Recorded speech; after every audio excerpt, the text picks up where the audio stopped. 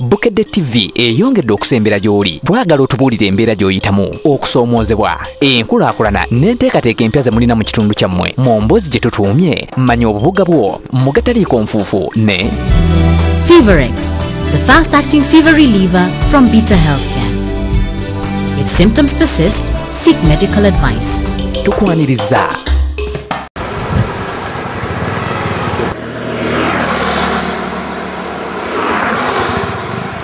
Akabuga Nazigo kasangibwa mu ggombolola y'e Nazigo mu disitulikiti y'e Kayunga mayiro 7 ku luguudo oluva e Kayunga okudda e Jjinja. Abatuuze mu kabuga kano balumiriza abasajja okugufuula omuze okusobya ku bakazi mbunga n'abakazi abasobezebwako. Kigambibwa nti kino baakimanyiira olw'aba obuyinza obutabaawo kye bakola ku muze guno ogukudde ejjembe ng'olunaku omukyalo omu ayinza okusobezebwako abasajja abawera n'atabaako we yeekubira nduulu.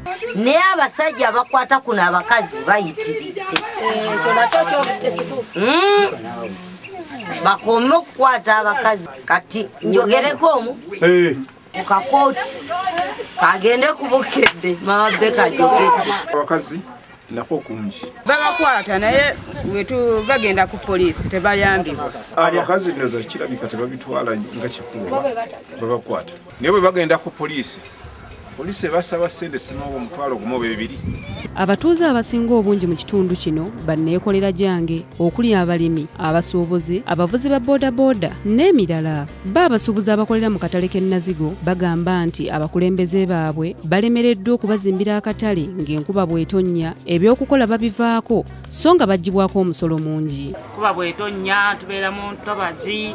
Abaddukanya akatale kano mu kwewuzaako bategeezezza nti ensimbi ze bakasoloozaamu ntono ddala ezitabasobozesa na kuyoola kasasiro ali mu kitundu kino. Bagamba buli luvannyuma lwa myezi 3 kyetaaga emitwalo 5 ate buli luvannyuma lwa myezi 3 tufuna emitwalo 7 n'ekitundu ng'ofiiseemu. Kasasiro oyo bwajjula ffe tulipootinga ku ggombolola nga olukiiko luno lutwala akatale. Abatuuze era bakukkulumidde ababatwala olw'okwesuulirayo ogwa Naggamba ku nsonga y'obuyonjo mu kabuga kaabwe nga n'ebisolo omuli ente n'embuzi bisiiba bitaayaya mu kkubo ekintu ekitakkirizibwa mu mateeka. N'ebisolo bitwonoonera ebintu byaffe emmere ng'eyo eba yasuzeewo bijjirya. Nazigo tuli beeraliikirivu olw'abakulembeze baffe okulwawo okuleeta tawuni kanso. Newankubadde akabuga Nazigo katubidde mu bizibu ebitali bimu kalina ekyokulabirako nga ly'essomero lya gavumenti erya St. Mathias Kalemba Senior Secondary School. Margaret Nkulanga akulira essomero lino agamba nti olw'okuba nti essomero lino lya gavumenti nga lyatandikibwawo okuyamba abantu abazadde abatasobola kusasula bisale bya ssomero bawaayo ku birime ebyo baba bakungudde abaana baabwe ne basobola okusoma. Oli bwajja ng'alina emmere ye tugigula.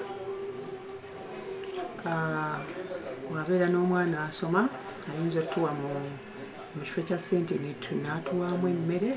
Sister Anthony Luyiga omu ku bakulira ekigo ky'e Nazigo agamba nti bo ng'ekigo beenyumiriza nnyo mu bantu mu kitundu kino olw'enkolagana ennungi gye balina. Nazigo balungi naye balina obuzibu. Oyisanga nti bayagala okukola naye tebalina bulungi ssente. Balina abaana baabwe, tulina amasomero ag'okumpi wano nga St. Kalemba naye bagamba tebasobola bisale.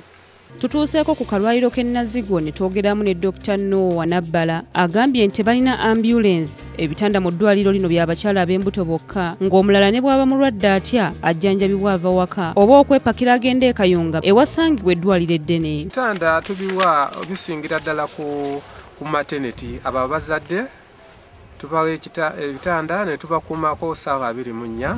Challenges ze tulina wano ebintu tebimala nga bamanyi Uganda yaffe kyakula nga maama oyo olusi tugenda negabeera bbula lya gloves ate abantu bonna ebintu babimanyi nti biri mu ddwaliro era bya gavumenti. Ambulance nfu olw'ebizibu nti naye ebadde ekuze. Obujjanjabi saidi y'obujjanjabi wadde gavumenti efubye nnyo naye bw'otunuulira obungi bw'abantu abali mu kitundu kyaffe abantu bawera ng'emitwalo 8 naye ate n'osanga tulina eddwaliro limu liri ku grade 3. Abavuzi ba boodabooda abakakkalabiza ejjabwe mu kabuga Nazigo nabo beekokkola enguudo embi ze bakoleramu. Tulina ekkubo lyaffe lino ery'ekimaanya lino n'omulwadde afiira ne mu kkubo bbi nnyo. Manya obubuga bwo mu gataliiko nfuufu ne Feverex, the fast-acting fever reliever from Beta Healthcare. symptoms persist, seek medical advice. Feverex, a quality product from Beta Healthcare.